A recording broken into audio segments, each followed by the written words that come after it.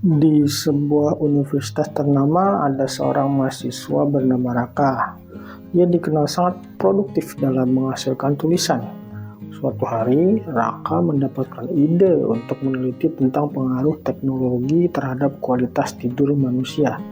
Topik ini muncul ketika dia memperhatikan banyak teman-temannya yang sering mengeluh sulit tidur karena terlalu sering bermain gadget sebelum tidur. Raka tahu bahwa langkah pertama dalam penuangan gagasan adalah mengembangkan topik yang menarik dan relevan. Dia mulai dengan membaca berbagai literatur terkait, mencatat poin-poin yang penting, dan mempersempit fokusnya hingga menemukan pertanyaan penelitian yang spesifik. Bagaimana penggunaan smartphone sebelum tidur mempengaruhi pola tidur mahasiswa? Setelah mengembangkan topik, Raka masuk ke tahap penuangan gagasan. Dia menggunakan beberapa teknik yang efektif seperti brainstorming dan mind mapping. Raka menulis semua ide yang muncul di pikirannya tentang topik tersebut di selembar kertas tanpa menyaringnya terlebih dahulu. Kemudian dia menghubungkan ide-ide tersebut dalam bentuk mind map untuk melihat hubungan antara berbagai konsep. Raka juga memanfaatkan teknik 5W1H, what, why, who, when, where, and how untuk menggali lebih dalam tentang topiknya. Pertanyaan-pertanyaan ini membantunya menguraikan topik menjadi bagian-bagian yang lebih kecil dan lebih mudah dikelola.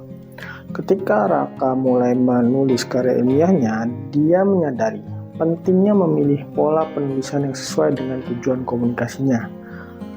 Setiap tulisan memiliki pola penulisan yang unik, tergantung pada pesan yang ingin disampaikan dan audiens yang dituju. Raka memahami bahwa dalam penulisan karya ilmiah, dua pola yang umum digunakan adalah pola deduktif dan induktif. Raka memilih menggunakan pola deduktif ketika menulis bagian-bagian awal karyanya. Dalam pola ini, dia memulai dengan menyajikan teori umum dan kemudian menyimpulkan dengan aplikasi spesifik dari teori tersebut dalam penelitiannya. Ini membantu pembaca memahami konteks secara menyeluruh sebelum mendalami detail. Namun, ketika Raka mencapai bagian kesimpulan, dia beralih menggunakan pola induktif. Di sini dia menyajikan temuan-temuan spesifik dari penelitiannya terlebih dahulu, kemudian menyimpulkannya dan dengan menyatukan menjadi pemahaman yang lebih luas tentang topik. Ini memungkinkan pembaca untuk melihat implikasi temuan secara langsung sebelum mengeksplorasi dasar-dasar teoritisnya. Selama perjalanan menulis karya ilmiahnya, Raka juga mengenali bahwa setiap tulisan ilmiah biasanya memiliki satu bentuk dasar yang dominan. Berikut adalah penjelasan tentang 4 bentuk dasar penulisan ilmiah yang bisa diambil.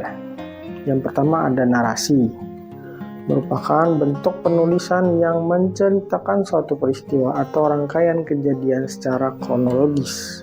Raka bisa menggunakan bentuk narasi jika dia ingin menulis tentang perkembangan teknologi tidur dari masa ke masa atau menceritakan perjalanan penelitiannya sendiri.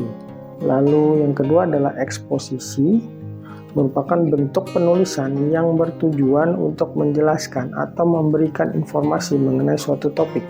Maka bisa menggunakan eksposisi ini untuk menjelaskan mekanisme bagaimana penggunaan smartphone mempengaruhi kualitas tidur. Tulisan ini akan menyajikan data, penelitian terdahulu, dan juga penjelasan teoritis. Yang ketiga ada deskripsi.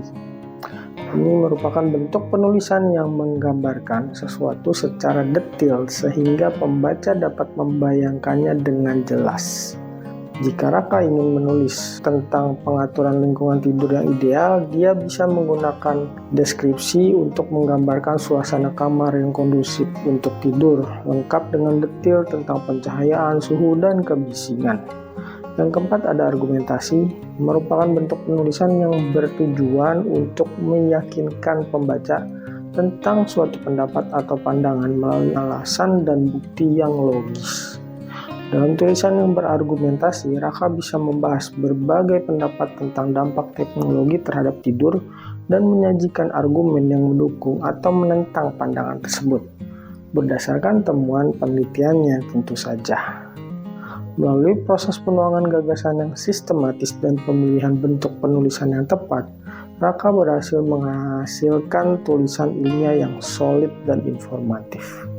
Dia mengajarkan kepada kita bahwa menulis karya ilmiah itu bukan cuma tentang mengumpulkan data dan menyusunnya menjadi laporan, tetapi juga tentang mengembangkan ide dengan teknik yang tepat, memilih pola penulisan yang sesuai, dan menentukan bentuk penulisan yang paling efektif untuk menyampaikan pesan. Bagi siapapun yang sedang belajar menulis karya ilmiah, pengalaman Raka ini bisa menjadi panduan berharga. Dengan dedikasi dan metode yang tepat, setiap orang bisa menjadi penulis ilmiah yang produktif dan sukses.